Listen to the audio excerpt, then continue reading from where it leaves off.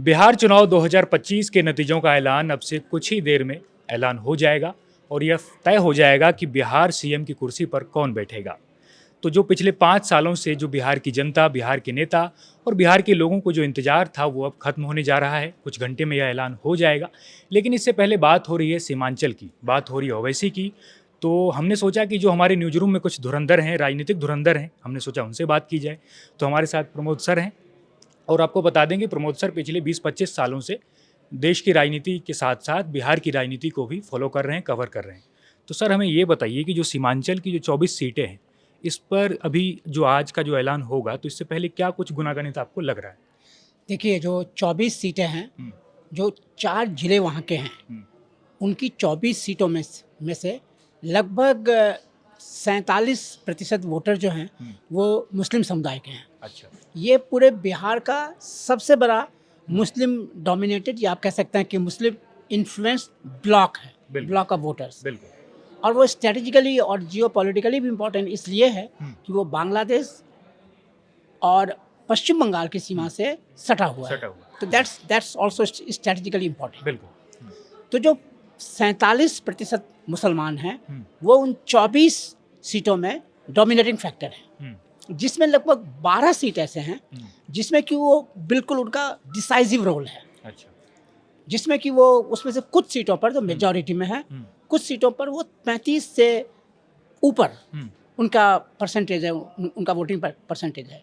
तो ये काफ़ी बड़ी संख्या है वोटों के पैटर्न को डिसाइड करने के लिए। इसलिए Muslims are the game changer, they are the key factors of those 24 seats. बिल्कुल। इसमें से जो आप गणित कह रहे थे, जो पिछली बार विधानसभा का चुनाव हुआ था 2020 में, उसमें जो AIMIM है, असदुद्दीन ओवैसी की पार्टी, वो पहली बार वहाँ आए, उन्होंने चुनाव लड़ा और उन्होंने 5 सीटें उसमें से जीत ली। लेकिन यहाँ एक बात इंटरेस्टिंग ये है जो लोग इग्नोर करते हैं कि उन 5 में से सिर्फ 1 सीट ऐसी थी जो उनका अपना कैंडिडेट था। बाकी 4 वो कैंडिडेट थे जो आरजेडी के थे।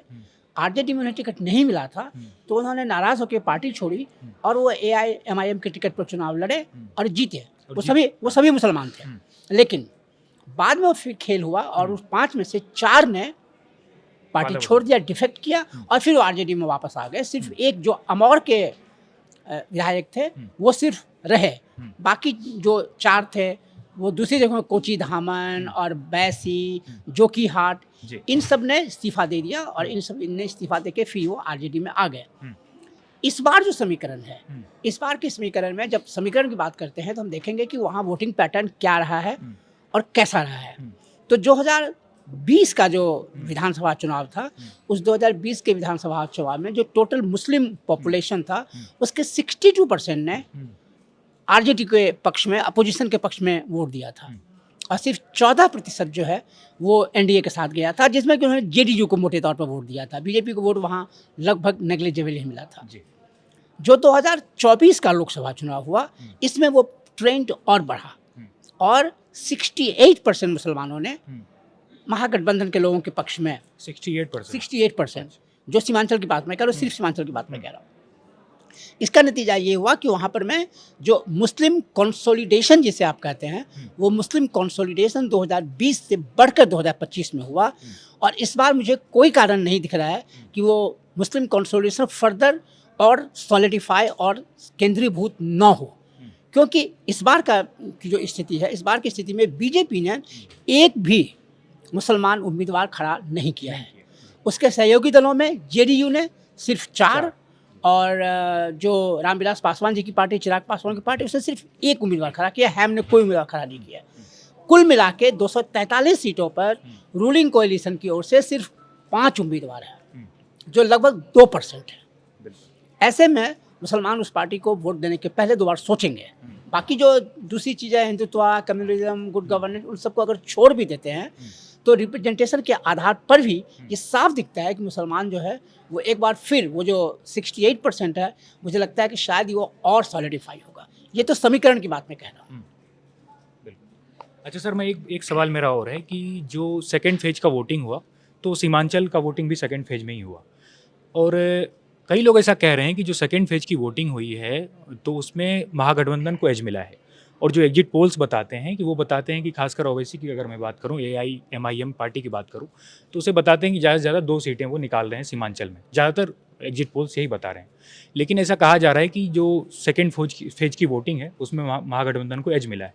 तो क्या आपको लगता है कि जो नतीजे आएंगे अभी कुछ देर में, तो इसमें ओवैसी को हो सकता है कि ज़्यादा सीट मिले सीमांचल में, ओवैसी कुछ जो खासकर जो MY समीकरण है राजद का, तो उसको तोड़ पाएंगे ओवैसी?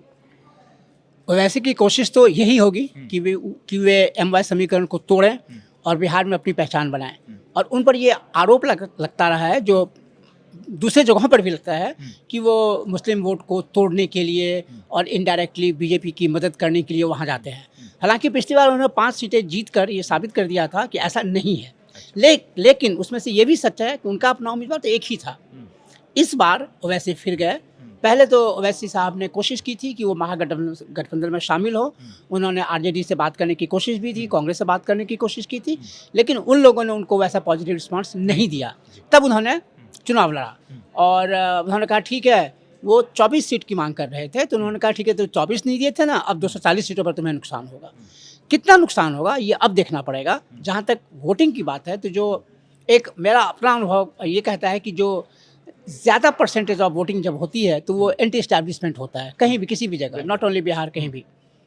तो जो इस बार जो 68% 69% वोटिंग हुई है, जो कि नॉर्मल से काफ़ी ज़्यादा है, तो वो मुझे लगता है कि वो एक एंटी एस्टैब्लिशमेंट होगा और ये अपोजिशन को एक हल्का सा एज मिल सकता है। हालांकि ये सिर्फ एक आकलन ही है, वो तो थोड़ी देर में पता चल ही जाएगा कि क्या उसका नतीजा हो रहा है।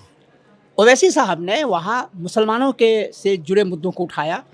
उन्होंने SIR का मुद्दा उठाया, उन्होंने एम्प्लॉयमेंट का मुद्दा उठाया, और उन्होंने जाहिर है वो जो वक्फ बिल है उसका मुद्दा भी उठाया।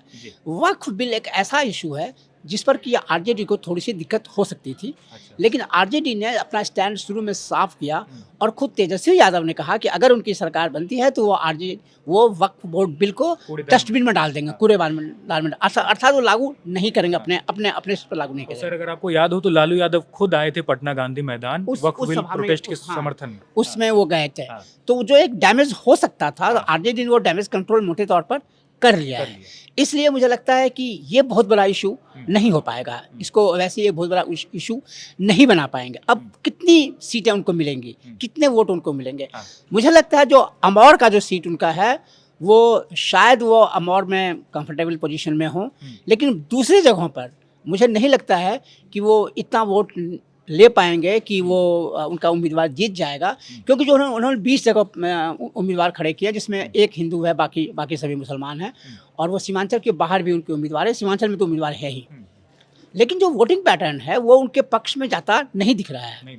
एक ऐसे समय में जबकि एंटी एस्टैब्लिशमेंट वोट पड़ रहा है, जबकि वक्फ बोर्ड बिल इतना बड़ा इशू बना हुआ है, जबकि मुसलमान उस हिंदुत्व सो कॉल्ड हिंदुत्व को रोकने की कोशिश कर रहा है, ऐसे में वो एक जिसके जीतने की संभावना है, जो बीजेपी को रोक सकता है, उस महागठबंधन को छोड़कर ओवैसी जी की पार्टी को वोट करे, जो अगर सारी सीटें अगर उनकी आ गई तो भी वो सत्ता में नहीं आएंगे।